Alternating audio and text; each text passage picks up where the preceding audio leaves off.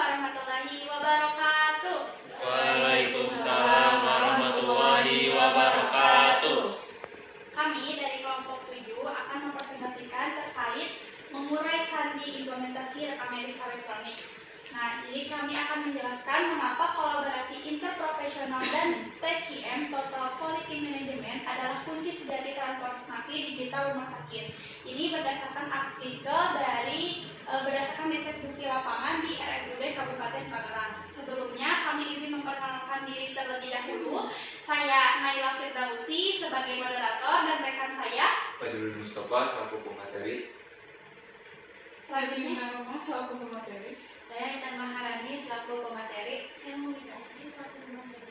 Baik, untuk mengefektifkan waktu, kita lanjut ke pemateri pertama yang akan dibacakan oleh Saudari Mubita. Kepada Mubita dipersilakan. Baik, terima kasih kepada moderator. Di sini saya akan menjelaskan yang pertama ada mandat pemerintah.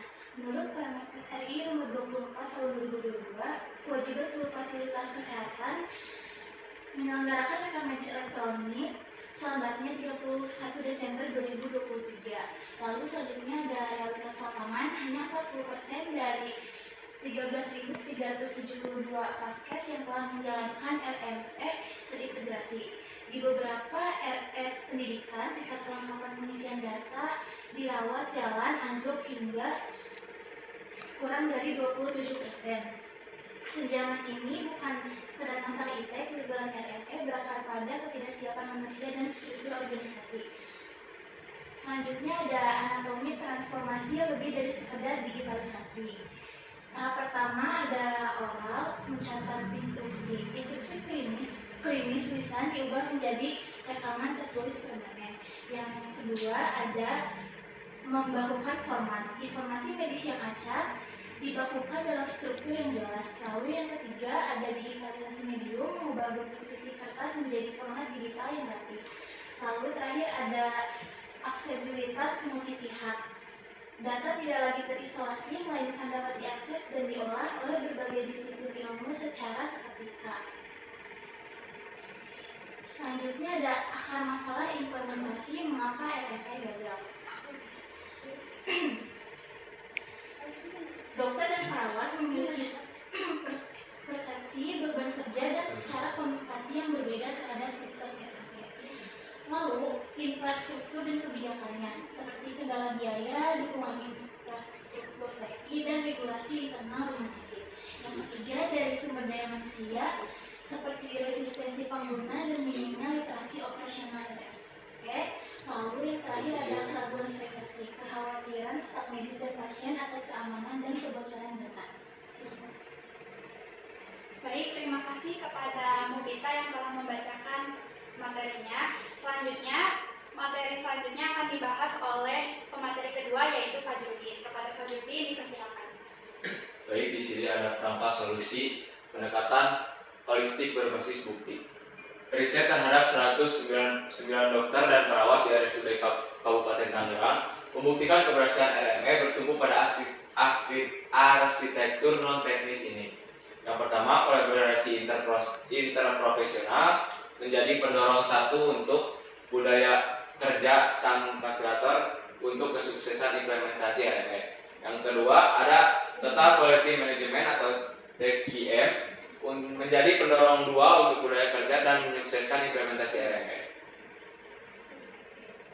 Pendorong satu, pengklinis silo melalui kolaborasi interprofesional atau IPC, yaitu ada dokter, perawat, dan manajemen yang kalau bersatu menjadi akurasi akurasi pasien dan data menjadi lengkap. Ada definisi sinergi tenaga kesehatan dengan latar belakang pendidikan berbeda dalam satu tim terpadu. Jadi di sini menjelaskan walau berbeda-beda menjadi satu untuk kesuksesan implementasi RME. Terus tanpa komunikasi dokter dan perawat yang jelas, koordinasi perawat terputus menyebabkan dokumentasi RME menjadi tidak presisi. Yaitu 4 kunci IPC. Yang pertama komunikasi terbuka, yang kedua pengambilan keputusan bersama, yang ketiga saling percaya, yang keempat tujuan perawatan yang selaras. Oke, dilanjut ke pendorong yang kedua, Total Quality Management atau TQM dalam konteks klinis. Kepemimpinan proaktif untuk perbaikan mutu berkelanjutan atau continuous improvement. Fase pertama adalah sumber daya, kebijakan RS, SDM, sistem RME, infrastruktur. Yang fase 2, proses atau eksekusi TQM, yaitu keterlibatan seluruh staf, komunikasi tim, kepemimpinan adaptif, evaluasi berbasis data atas penggunaan RME. Yang ketiga, fase 3, output hasil layanan. Kepuasan pasien. Yang kedua, data medis yang valid dan real time. Yang ketiga, efisiensi operasional.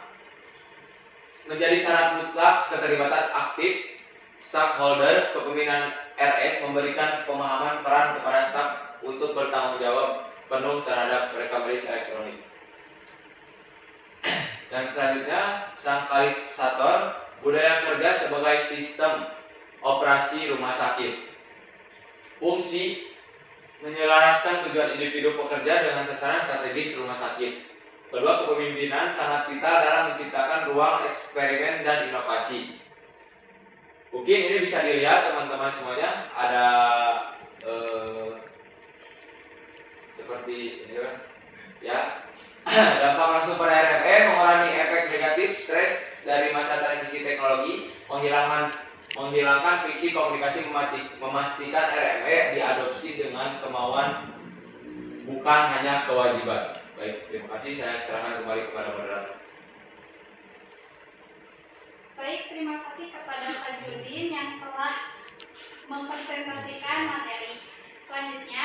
Materi selanjutnya akan dibahas oleh Intan. Kepada Intan kami persilakan. Baik, terima kasih kepada moderator.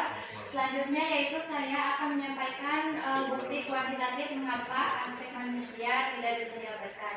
Nah, di sini ada 3. Yang pertama yaitu kekuatan fondasinya itu ada 97,4%. Variasi budaya kerja dipengaruhi langsung oleh IPC dan TQM.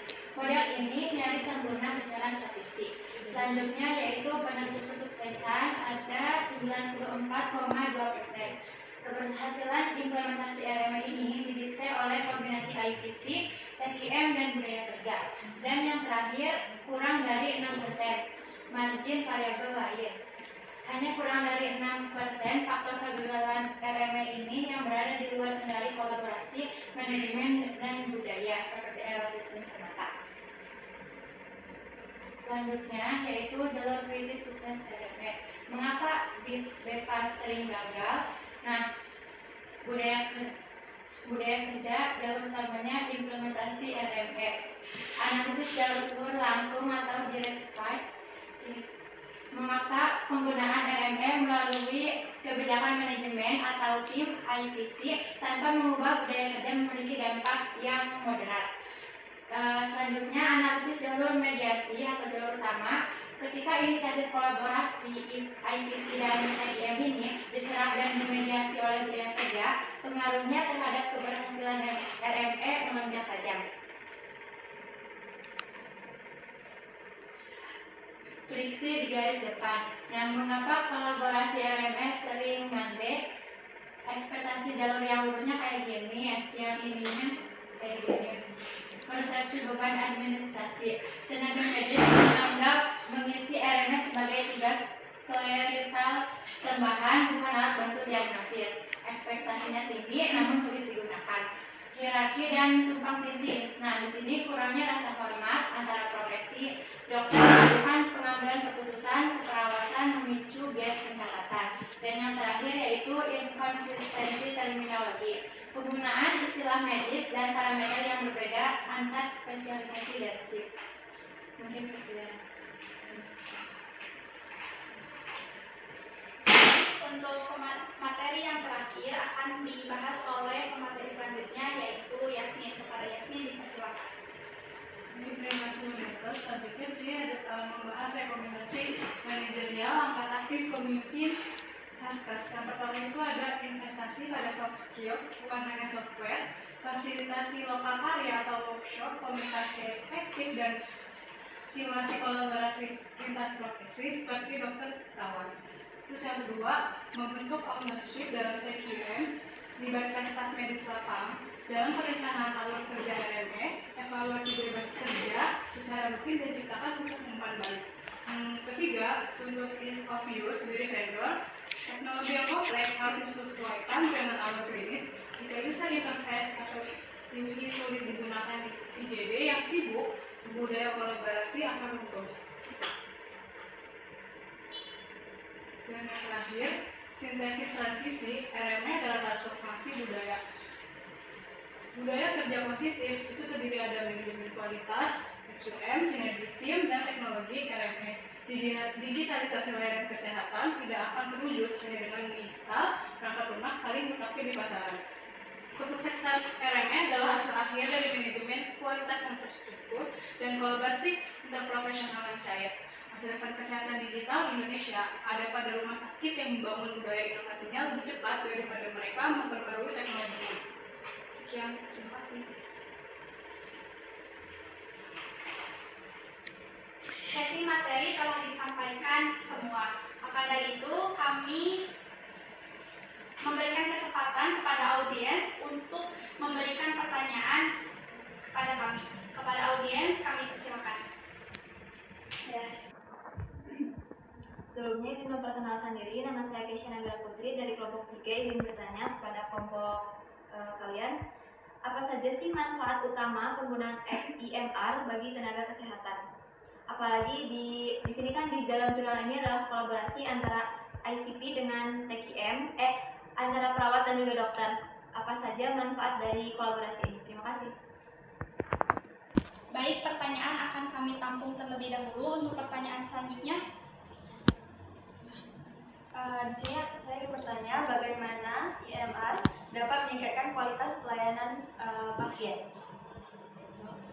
baik, terima kasih atas pertanyaannya. Mungkin untuk pertanyaan selanjutnya. Baik, di sini saya akan menanyakan, menurut kalian apa yang dimaksud dengan transformasi IMR dan mengapa hal ini penting dalam pelayanan? Terima kasih. Baik, terima kasih kepada audiens yang telah bertanya. Untuk itu kami izin untuk berdiskusi terlebih dahulu. Pinter.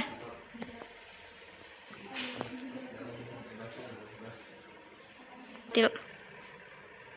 Baik, kami akan bahasnya Kak. Setelah kami selesai berdiskusi, maka dari itu kami sekarang akan menjawab pertanyaan dari beberapa audiens. Untuk itu, kepada pemateri yang akan menjawab, kami persilakan. Izin menjawab pertanyaan nomor 1. Apa saja manfaat utama penggunaan IMR bagi tenaga kesehatan? Betul? Betul.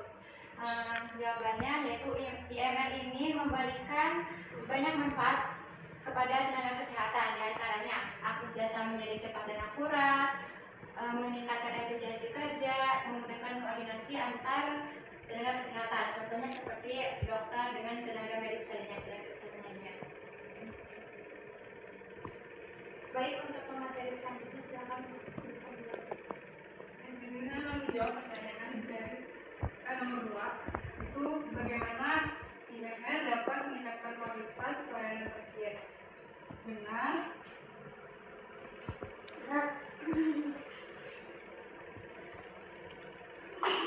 Tilu.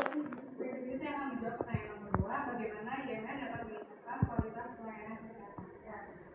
IMR meningkatkan kualitas pelayanan kesehatan itu dengan cara pelayanan itu jadi lebih cepat, terus diagnosisnya itu lebih akurat, terus habis itu menghindari juga kesalahan pemberian obat atau tindakan, terus juga meningkatkan keselamatan pasien.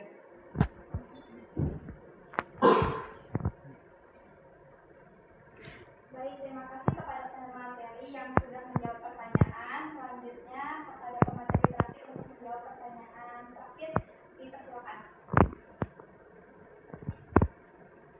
Untuk pertanyaan lain.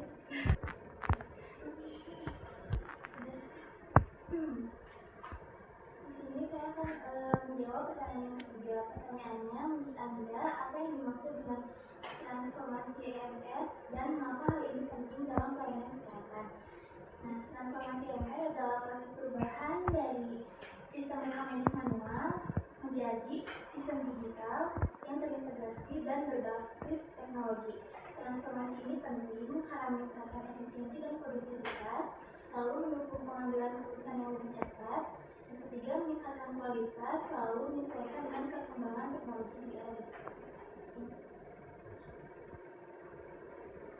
Baik, mungkin itu pertanyaan yang bisa dijawab oleh kelompok kami. Mohon maaf apabila banyak kekurangan dan kesalahan. Untuk itu, saya izin untuk memberikan kesimpulan dari materi yang telah kami berikan. Jadi kesimpulannya itu, keberhasilan digitalisasi di RSUD Kabupaten Tangerang itu bertumpu pada segitiga strategis, yaitu yang pertama itu sudah pasti TQM, Total Quality Management. Nah itu sebagai sistem manajemennya, lalu rekam medis elektronik sebagai alatnya, dan IPC atau Interprofessional Collaboration itu sebagai motor penggeraknya. Jadi kolaborasi antar profesi juga sangat penting di sini untuk memastikan data dalam rekam medis elektronik di RSUD Kabupaten Tangerang ini tidak hanya terisi secara teknis saja, tapi juga berkualitas secara klinis. Nah, tanpa IPC yang solid, Total Quality Management atau TQM tidak akan berjalan optimal dalam mewujudkan pelayanan kesehatan yang terintegrasi dan berorientasi kepada pasien. Mungkin sekian dari kami, mohon maaf apabila banyak kekurangan dan kesalahan. Wabillahi taufiq wal hidayah. Wassalamualaikum warahmatullahi wabarakatuh. Waalaikumsalam warahmatullahi